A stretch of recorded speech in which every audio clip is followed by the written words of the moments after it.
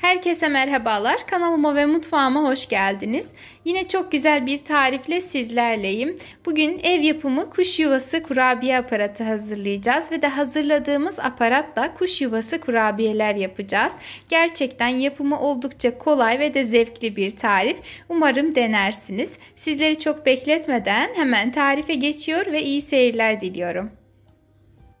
Öncelikle kurabiye hamurumuzu hazırlayalım. Bunun için 1 adet yumurtayı uygun bir yoğurma kabının içerisine alıp üzerine 1 su bardağı pudra şekeri ilave edip şeker ve yumurtayı homojenize bir kıvam alıncaya kadar karıştıralım.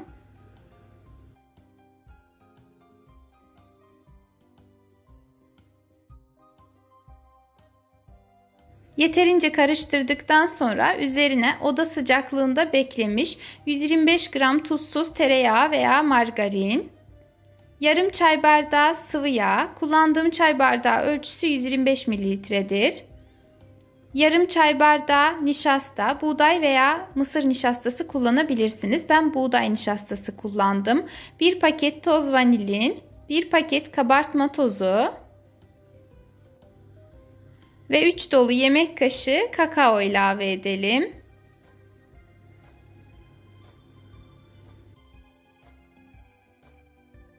Ve malzemelerin tamamını bir araya getirdikten sonra yağ ezilene kadar güzelce karıştıralım.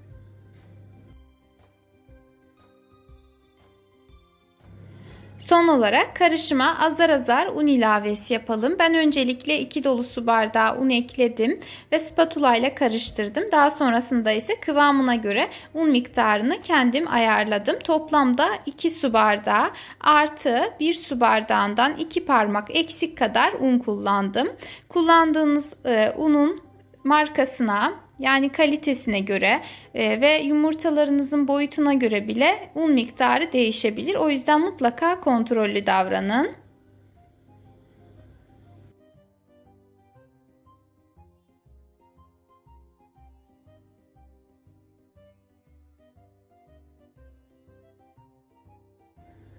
Ve kurabiye hamurumuz artık hazır oldu. Şimdi onu bir kenara alalım ve geçelim aparatımızı hazırlamaya. Bunun için öncelikle yarım litrelik bir su şişesi alalım ve şişenin baş kısmını iğnenin ucu ile delelim. Kullandığınız iğne ne kadar büyük olursa o kadar iyi olacaktır.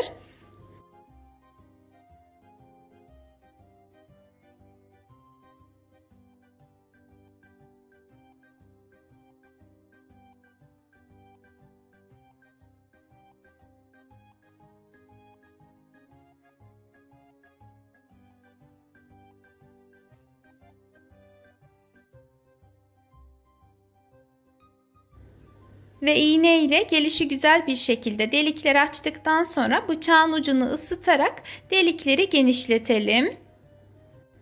Bu arada başta da söylediğim gibi kullandığınız iğne büyük ise zaten delikler kendiliğinden büyük açılacaktır. Tekrardan bu işleme gerek yok.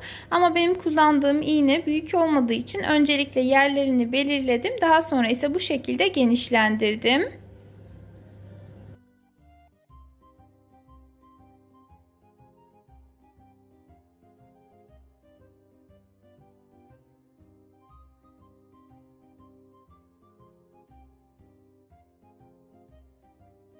Ve son dokunuşları da yaparak açtığımız deliklerin birbirleriyle olabildiğince eşit boyutlarda olmasını sağlayalım.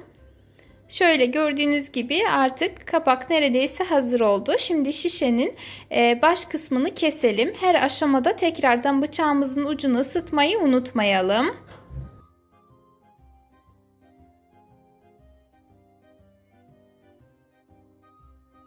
Ve pet şişeyle şahane bir geri dönüşüm yaparak ev yapımı kuş yuvası kurabiye aparatı hazırladık.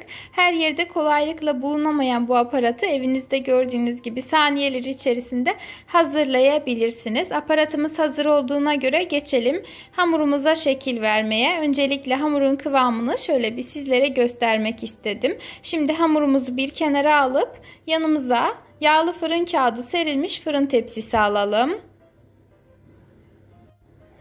Şimdi hamurdan hazırladığımız aparatın içerisine doldurup baş parmağımızla arkasından bastırarak hamuru tepsinin içerisine sıkalım.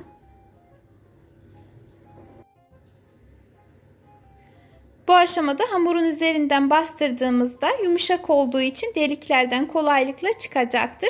Ama birazcık ihtiyatlı davranarak hamurun çok fazla kırılmamasını sağlayalım ki kurabiyelerimizin şekli güzel olsun. Yeteri kadar hamuru tepsiye sıktıktan sonra orta kısmından bastıralım. Eğer videomu buraya kadar izlediyseniz bana destek olmak adına videomu beğenebilir, emoji dahi olsa yorum bırakabilir. Hatta aşağıdaki paylaş butonuna tıklayarak ister sosyal medya hesaplarınızda isterseniz de WhatsApp hesabınızda sevdikleriniz ve ailenizle paylaşabilirsiniz. Destekleriniz benim için çok önemli. Şimdiden her birinize teşekkür ediyorum.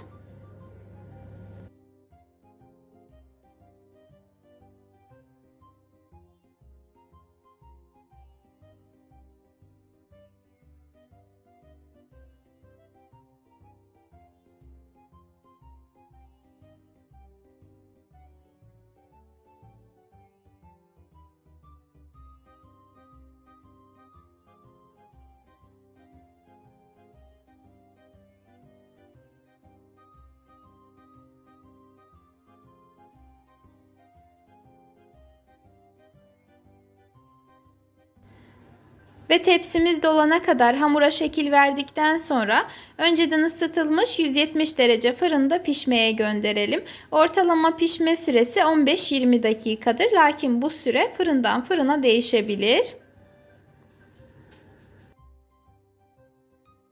Ve fırından çıkıp soğuyan kurabiyelerimizi artık süsleyebiliriz. Bunun için ben pişmaniye ve de bademli draje kullandım.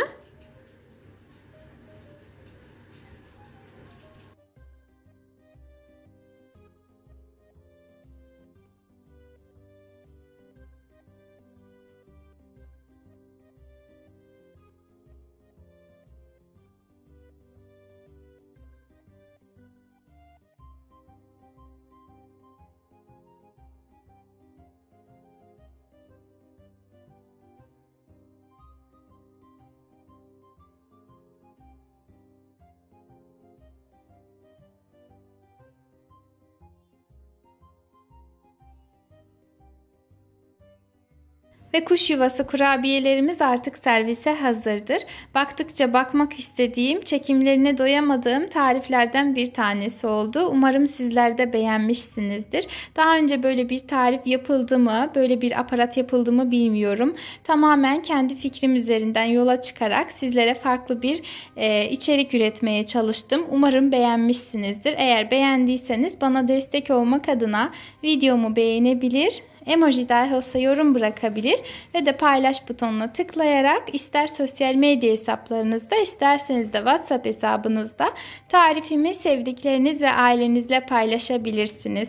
Yepyeni videolu tariflerimden haberdar olmak için kanalıma ücretsiz bir şekilde abone olarak bildirim zilini tüm olacak şekilde etkinleştirmeyi unutmayın. Kendinize çok iyi bakın. Allah'a emanet olun.